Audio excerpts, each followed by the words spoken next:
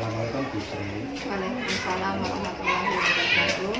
Gimana kabarnya hari ini? Alhamdulillah baik, bagus, sehat.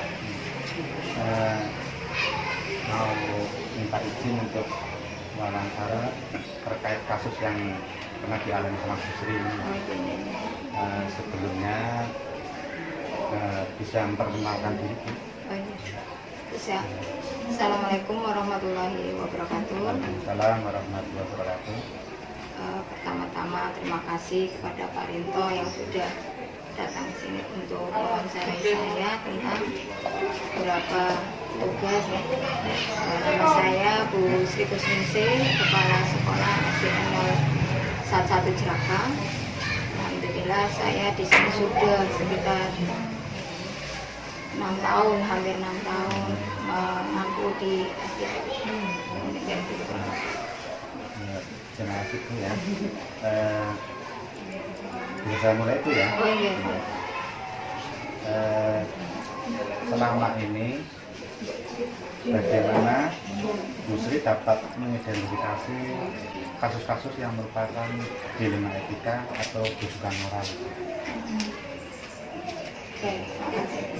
Kalau kita dalam mengidentifikasi masalah yang ada di sekolah ya Pak, tentang dilema-dilema kasus atau tadi apa tentang bujukan moral ya.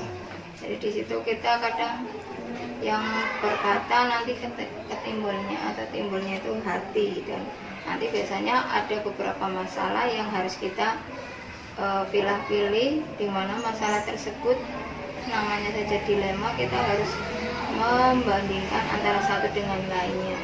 Misalnya kami menggunakan cara-cara yang pertama dari beberapa kasus yang timbul, misalkan dari kasus siswa atau kasus anggota warga sekolah, bisa guru, bisa penjaga misalkan, pokoknya yang ada di sekolah kita, lingkungan sekolah kita. Itu biasanya kami mengambil keputusan itu dengan catatan yang pertama kita sharing dulu dari setiap kasus itu, diambil mana-mana kasus yang paling susah. Yang pertama yang kayak gitu, jadi kita bandingkan satu dengan lainnya, mana yang harus urgent kita taati sekarang atau tangani sekarang. Nah, identifikasinya yaitu kasus yang harus segera ditangani, yang kedua kasus yang sedang boleh secepatnya, atau secepatnya boleh tapi bisa juga nanti dulu. Tapi kalau kasusnya ringan kita bisa sambil jalan kayak gitu. Jadi dari tingkat kesulitan, dari sulit, sedang, dan biasa. Kurang lebih seperti itu kami yang biasa dikerjakan. Begitu ya? Iya. Terima kasih untuk jawabannya. Terus pertanyaan berikutnya, selama ini bagaimana menjalankan pengambilan keputusan di sekolah Bu Sri, terutama untuk kasus-kasus di mana ada dua kepentingan yang sama-sama benar, dua kepentingan yang sama-sama benar, sama-sama mengandung nilai kebajikan itu, bagaimana dalam proses pengambilan keputusan. Oke, terima kasih untuk pertanyaan selanjutnya. Mungkin kalau kita yang biasa kita kerjakan atau kita tangani ya, misalnya kayak kasus siswa dengan siswa, atau ada beberapa kasus per kelas. Kalau guru ya masih bisa di-handle lah.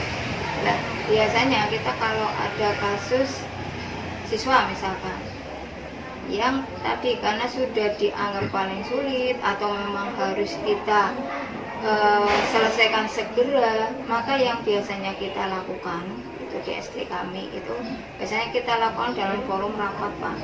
Jadi kami ada salah satu guru misalkan mengemukakan ada masalah anak ini seperti ini.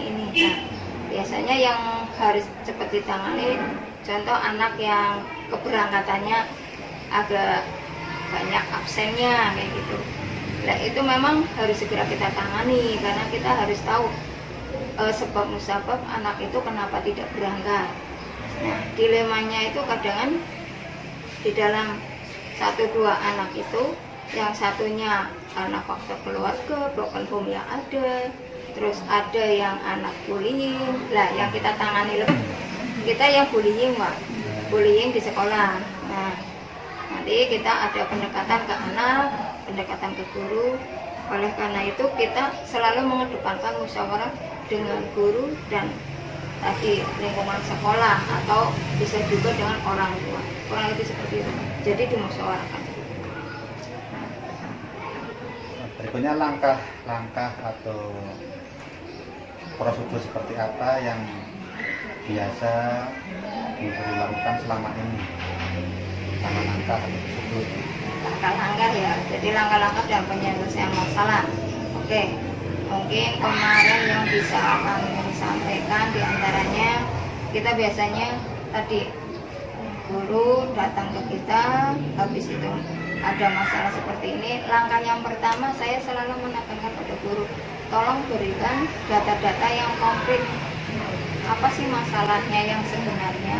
Nah, nanti kalau sudah ketemu data-datanya atau fakta-fakta di lapangan seperti apa, nanti kita bisa menganalisis data atau menganalisis masalah yang ada, apa ini perlu ditangani secepatnya atau tidak. Kalau sudah dianalisis, oh iya ternyata masalah ini yang paling pertama, misalnya kayak tadi bullying paling pertama, ada kasus bullying, ada kasus terlambat, ada kasus anak jarang berangkat, itu nanti kita lebih ke analisis. Nah, kalau sudah dianalisis, nanti kita membuat alternatif penyelesaian. Nah, alternatif penyelesaian kita juga kerjasama dengan guru, Pak. Jadi kita nggak mungkin mau menyelesaikan masalah dengan sendiri. Pertama guru dulu suruh menyelesaikan, kalau tidak bisa kita berembuk bareng, kalau tidak bisa lagi kepala sekolah dan guru yang lain. Nah, kemudian nanti akan diambil keputusan yang tepat untuk satu masalah itu. Kurang lebih seperti itu prosedur. Hal-hal apa saja yang selama ini Ibu Sri anggap efektif dalam pengambilan keputusan pada kasus-kasus di lingkungan TK? Jadi kalau yang paling efektif itu ya tadi dari awal, kalau kita ada masalah, pertama kita sudah tahu, oh faktanya seperti ini. Jadi kita berasal dari fakta dulu, fakta di lapangan seperti apa.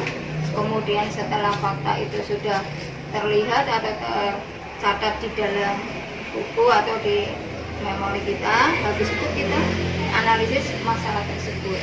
Itu sangat efektif bagi kami untuk melangkah selanjutnya.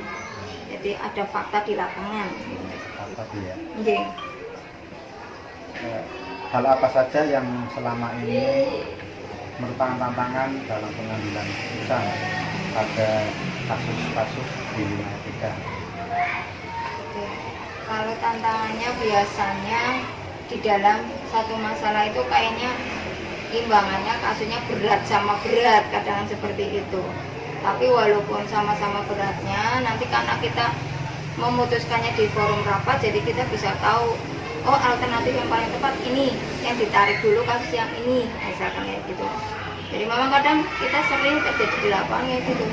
Kalau sudah ketemu kasus yang satu tentang sama-sama anak tidak berangkat, tapi ada paling berat di situ. Jadi ada kita unsur prioritas, Pak. Jadi di dalam menelaah masalah-masalah kita kadang diprioritaskan siapa-siapa yang terlibat di dalamnya.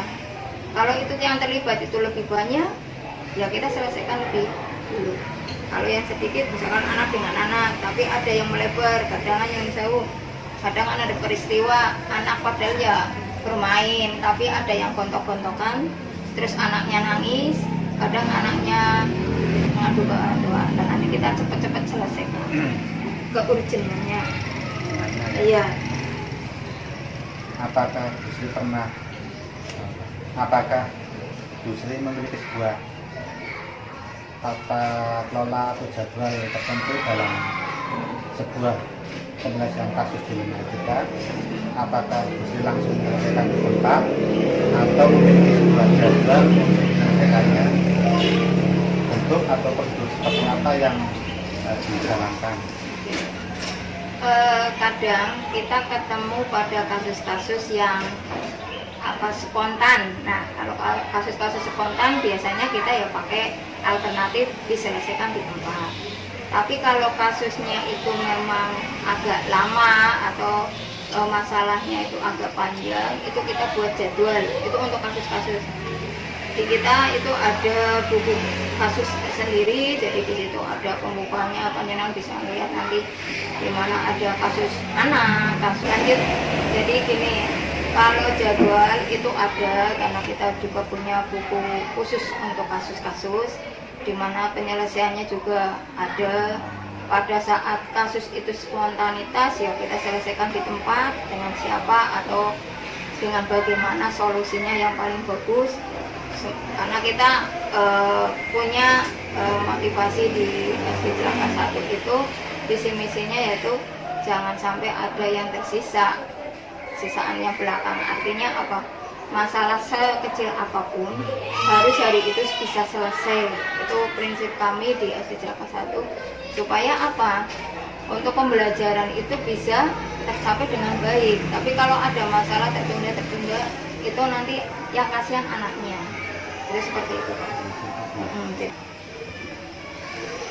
Adakah seseorang atau faktor apa yang selama ini mempermudah atau membantu dalam pengambilan keputusan dalam kasus-kasus? Itu kita punya partner ya, Pak. Kalau sekolah itu ada partnernya yaitu komite, itu untuk menyangkut tentang sekolah, kesiswaan.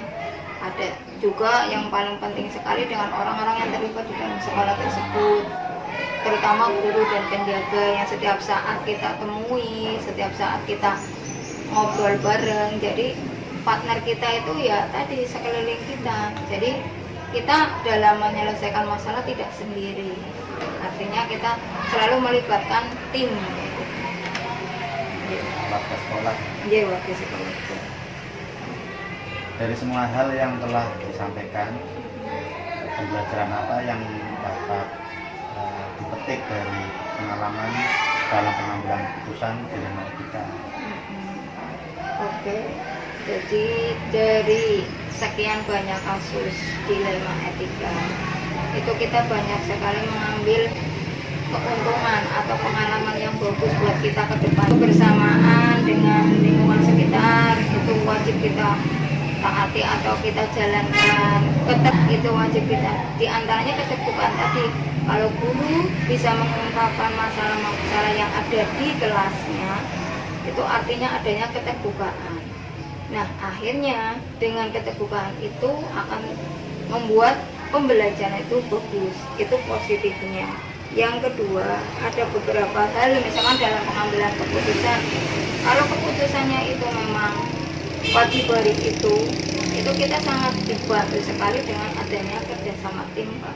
Jadi pengalaman kami dengan adanya kerjasama tim, semua masalah yang ada di sekolah alhamdulillah lancar dan bisa ditangani.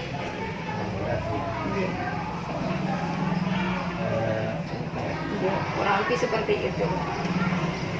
Terima kasih Bu Sri yang telah meluangkan waktunya untuk wawancara ya. Saya kira cukup sekian dari saya. Terima kasih dan saya akhiri. Wassalamualaikum warahmatullahi wabarakatuh. Waalaikumsalam.